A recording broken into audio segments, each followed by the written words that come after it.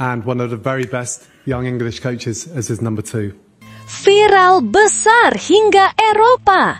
Ketua FA Inggris, Mark Bellingham, ikut berikan komentar berkelas soal langkah FIFA resmikan federasi baru bernama NAFC yang diisi khusus tim-tim Asia Timur dan ASEAN.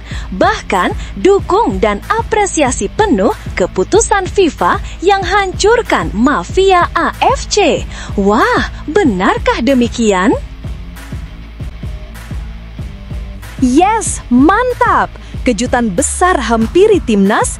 Tak disangka pelatih ternama asal Australia ini diam-diam akan segera diresmikan jadi pelatih anyar timnas Indonesia kah? Fans timnas dipastikan sangat terkejut namun bahagia dengarnya. Simak info selengkapnya berikut ini.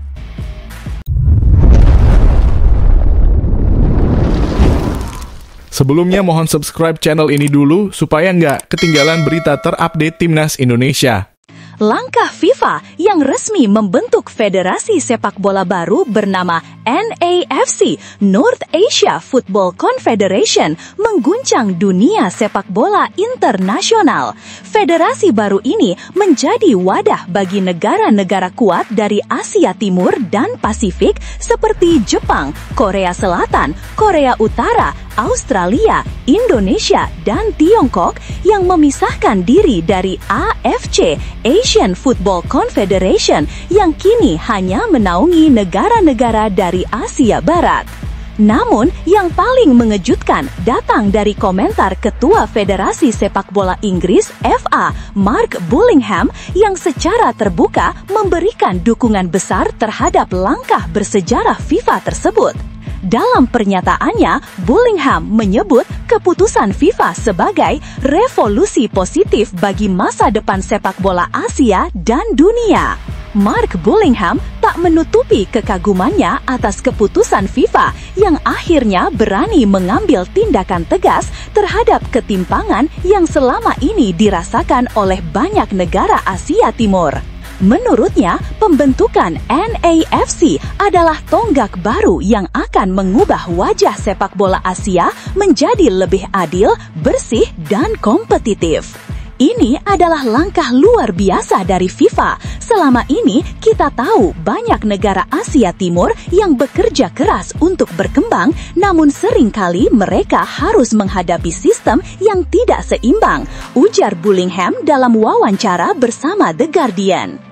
Dengan adanya NAFC, negara-negara seperti Jepang, Korea, dan Indonesia akhirnya memiliki wadah yang lebih adil untuk berkembang tanpa intervensi atau tekanan dari pihak-pihak tertentu yang hanya mementingkan kepentingan kelompok. Lanjutnya, dalam pernyataan yang lebih tajam, Bellingham bahkan menyinggung secara langsung fenomena yang disebutnya sebagai mafia sepak bola Asia Barat yang selama ini dituding sering memanipulasi keputusan dan arah kompetisi di bawah AFC. Kita semua tahu sepak bola seharusnya tentang keadilan dan sportivitas, bukan tentang siapa yang punya kekuasaan politik atau uang lebih besar, tegasnya. Sangat disayangkan jika negara-negara seperti Jepang, Korea, bahkan Indonesia terus dirugikan hanya karena mereka bukan bagian dari lingkaran itu. Dengan NAFC, mereka kini bisa berdiri sejajar, bermain dan menang dengan cara yang benar. Pernyataan tegas Bellingham itu sontak mendapat sorotan besar dari media dunia. Banyak yang menilai komentarnya sebagai bentuk keberanian dari seorang tokoh sepak bola Eropa yang selama ini jarang menyinggung isu internal di kawasan Asia. Langkah FIFA yang meresmikan NAFC juga dipandang sebagai keputusan besar yang tak hanya memecah struktur lama, tetapi sekaligus membuktikan bahwa badan sepak bola dunia itu serius menegakkan prinsip integritas dan transparansi. Menurut Bellingham, FIFA kini menunjukkan bahwa mereka tidak hanya berbicara soal slogan, tapi juga aksi nyata. Dalam bertahun-tahun, kita sering mendengar kata-kata seperti fair play atau respect, tapi kini FIFA membuktikan bahwa mereka benar-benar serius dengan makna kata-kata itu. Dengan mengizinkan pembentukan NAFC, FIFA menunjukkan bahwa sepak bola tidak boleh dikuasai oleh satu kawasan saja. Semua negara, besar atau kecil, berhak mendapat kesempatan yang sama. Keputusan pembentukan NAFC ini memang membawa angin segar, terutama bagi negara-negara Asia Timur dan Tenggara yang selama ini merasa kurang mendapat perlakuan adil di bawah AFC. Negara-negara seperti Jepang, Korea Selatan, dan Australia dikenal sebagai kekuatan utama di Asia Timur, sementara Indonesia, Thailand, dan Vietnam sedang naik daun dan mulai diperhitungkan di kancah internasional. Kini, dengan NAFC, negara-negara tersebut berpotensi mendapatkan sistem kompetisi yang lebih transparan, kalender pertandingan yang lebih tertata, serta peluang yang lebih besar untuk menembus Piala Dunia tanpa harus terhambat oleh kebijakan yang berat sebelah. Bahkan, beberapa sumber di dalam FIFA menyebutkan bahwa NAFC juga akan memiliki liga antar klub regional baru yang akan menandingi AFC Champions League dengan sistem yang jauh lebih profesional dan berbasis meritokrasi. Menariknya, Bullingham juga menyatakan bahwa Federasi Sepak Bola Inggris siap memberikan dukungan teknis kepada NAFC. Bentuknya bisa berupa kerjasama pelatihan wasit, peningkatan infrastruktur, hingga pertukaran pelatih dan pemain muda. Kami di Inggris selalu percaya bahwa sepak bola harus tumbuh bersama. Bila NAFC meminta bantuan, kami akan sangat terbuka, ujarnya. Asia memiliki potensi luar biasa dan federasi baru ini bisa menjadi contoh bagaimana sepak bola global seharusnya dijalankan bersih, jujur, dan kompetitif. Menutup pernyataannya, Bullingham menyebut keputusan FIFA membentuk NAFC bukan hanya tentang Asia, tetapi juga tentang masa depan sepak bola dunia secara keseluruhan. Ia percaya langkah ini akan menginspirasi perubahan di banyak kawasan lain yang masih bergulat dengan masalah serupa. Kita sedang menyaksikan awal dari sebuah era baru, bukan hanya untuk Asia, tapi untuk seluruh dunia sepak bola, katanya. FIFA telah mengambil langkah yang sangat berani. Sekarang, tanggung jawab ada di tangan federasi-federasi baru seperti NAFC untuk membuktikan bahwa mereka bisa menjaga kepercayaan ini dengan menegakkan integritas, kejujuran, dan keadilan. Namun, dunia menatap ke arah Asia Timur dengan harapan besar.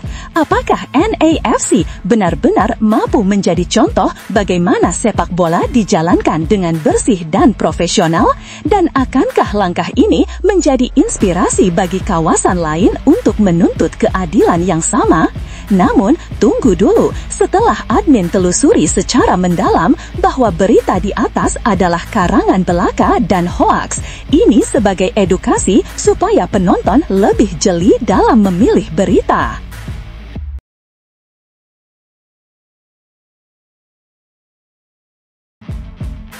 Yes, mantap! Kejutan besar hampiri timnas.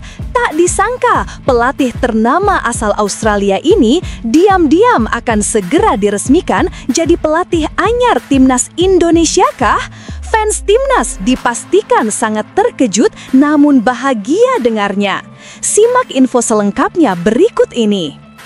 Apakah pelatih asal Australia akan menjadi juru taktik baru timnas Indonesia?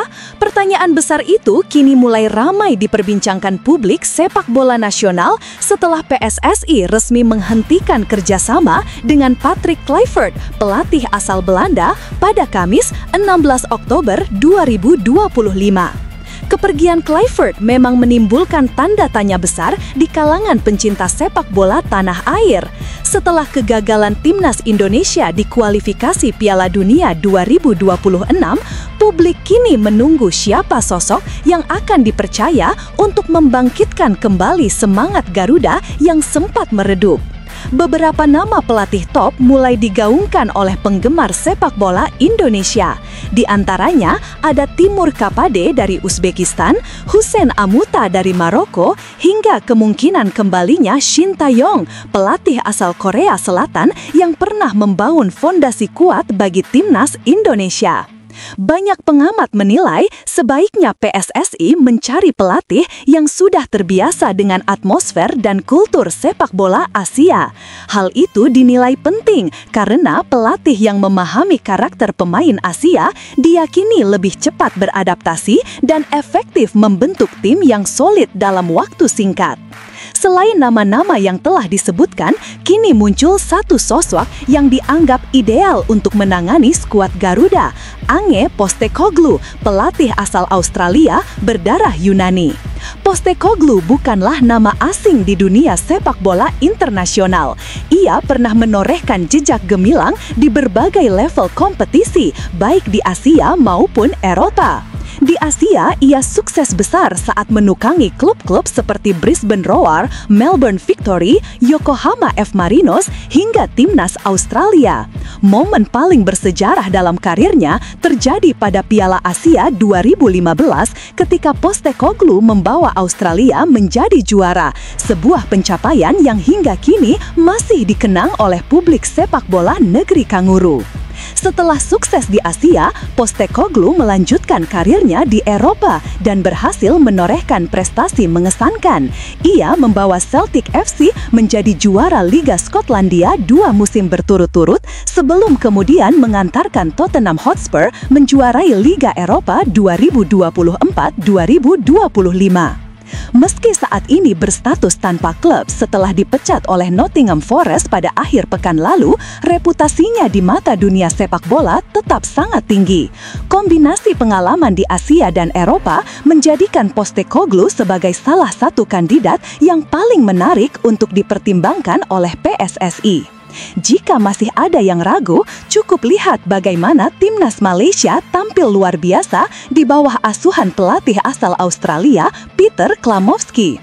Sejak ditangani Klamovski, performa Harimau Malaya melonjak drastis.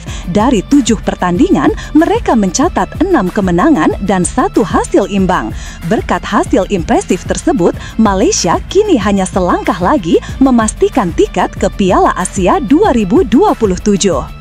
Kisah sukses Malaysia ini menjadi bukti bahwa pelatih asal Australia memiliki filosofi permainan modern dan mampu beradaptasi cepat dengan gaya sepak bola Asia Tenggara. Meski nama-nama besar sudah mulai bermunculan, PSSI hingga kini belum memberi sinyal kapan akan mengumumkan pelatih baru timnas Indonesia. Dengan waktu yang semakin mepet menjelang FIFA Matchday November 2025, keputusan ini tentu ditunggu-tunggu publik, terutama setelah berbagai spekulasi yang terus bermunculan. Apakah Ange Postecoglou akan menjadi sosok yang mampu membawa kembali kejayaan Garuda, ataukah PSSI akan memilih pelatih lain seperti Shin Tae-yong yang sudah memahami karakter pemain Indonesia, atau bahkan Timur Kapade yang sedang naik daun bersama Uzbekistan? Kini bola berada di tangan PSSI. Publik Indonesia hanya bisa berharap keputusan kali ini diambil dengan matang, bukan berdasarkan nama besar semata, tetapi karena visi dan kemampuan membangun tim nasional yang tangguh dan berkarakter. Bagaimana menurut Anda? Apakah Ange Postecoglou pantas menjadi pelatih timnas Indonesia berikutnya? Ataukah PSSI memberi kesempatan pada sosok lain yang lebih memahami kultur sepak bola Garuda? Tulis pendapat Anda karena keputusan ini bisa menjadi awal dari babak baru sejarah sepak bola Indonesia.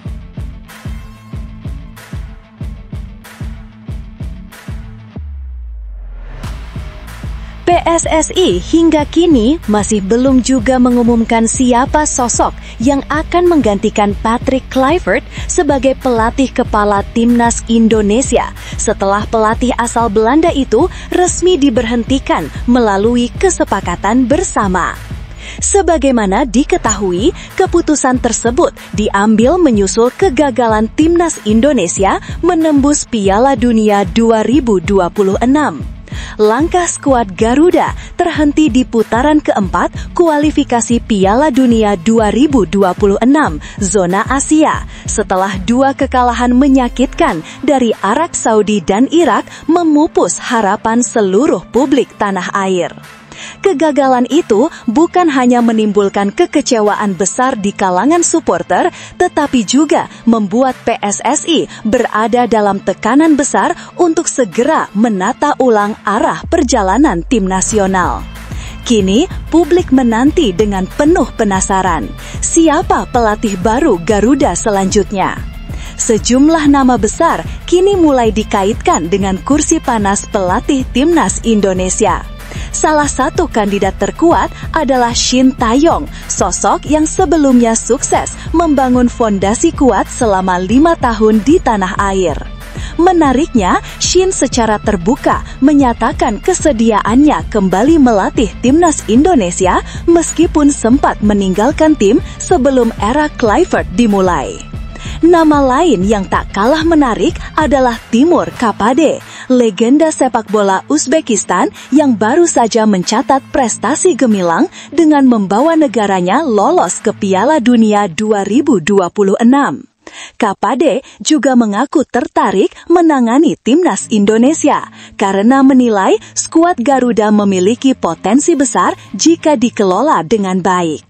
Kedua nama ini jelas punya daya tarik tersendiri. Shin Tae-yong dengan pengalaman dan pemahaman mendalam terhadap karakter pemain Indonesia, serta Kapade dengan reputasi sebagai pelatih muda yang ambisius dan berkarakter kuat. Namun, hingga kini PSSI belum juga memberi sinyal kuat apakah mereka akan memilih salah satu dari 2 nama tersebut atau justru mencari sosok baru. Situasi menjadi semakin mendesak karena agenda FIFA Matchday November 2025 tinggal menghitung hari.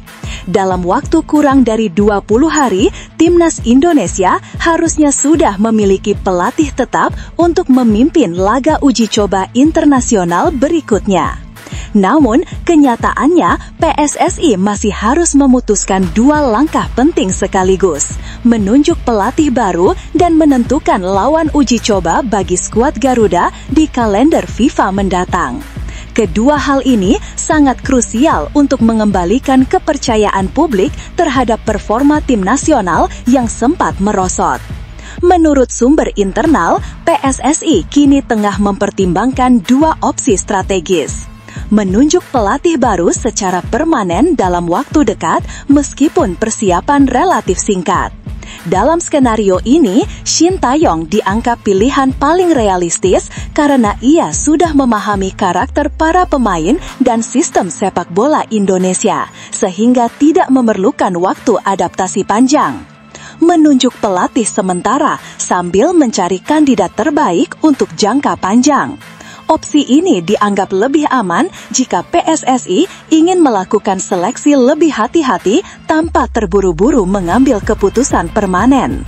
Menariknya, pendekatan serupa juga dilakukan oleh Asosiasi Sepak Bola Thailand, FAT. Setelah memecat pelatih Masatada Ishii, FAT bergerak cepat dengan menunjuk Anthony Hudson sebagai pelatih sementara pada Rabu kemarin. Pengumuman tersebut disampaikan langsung oleh Presiden FAT, Nual Pan Lamsam, yang lebih dikenal dengan sapaan Madam Pang, melalui unggahan di laman Facebook pribadinya. Wanita yang dikenal visioner ini menilai Hudson sebagai sosok tepat untuk membawa Thailand melewati masa transisi. Di masa kritis dan mendesak ini, Pang dan Departemen Teknis telah bersama-sama memutuskan untuk menunjuk Anthony Hudson, Direktur Pengembangan Teknis Asosiasi, untuk segera mengambil alih peran tersebut sebagai pelatih. Anthony Hudson telah menjadi sosok penting dalam sepak bola Thailand di setiap level, dengan pengalaman dalam manajemen klub dan sebagai Direktur Pengembangan Teknis. Yang terpenting, ia juga memiliki pengalaman internasional, pernah menjabat sebagai mantan pelatih kepala 3 negara, Amerika Serikat, Selandia Baru, dan Bahrain. Saya yakin dirinya adalah kandidat yang paling tepat untuk posisi ini, lanjut Madam Pang menegaskan. Langkah cepat Fat ini mendapat banyak pujian karena menunjukkan ketegasan dan visi yang jelas, sesuatu yang kini juga sangat diharapkan publik dari PSSI. Kini, semua mata tertuju pada langkah berikutnya yang akan diambil oleh Ketua Umum PSSI Erick Thohir dan jajaran Exco. Apakah mereka akan segera menunjuk pelatih tetap seperti Shin Tae-yong atau Kapade, atau justru mengambil opsi aman dengan pelatih interim seperti yang dilakukan Thailand? Bagaimana menurut Anda? Apakah PSSI sebaiknya segera memanggil kembali Shin Tae-yong yang sudah paham kultur sepak bola Indonesia, atau memberi kesempatan pada sosok baru seperti Timur Kapade untuk membawa warna berbeda bagi Garuda? Silahkan tulis pendapat Anda.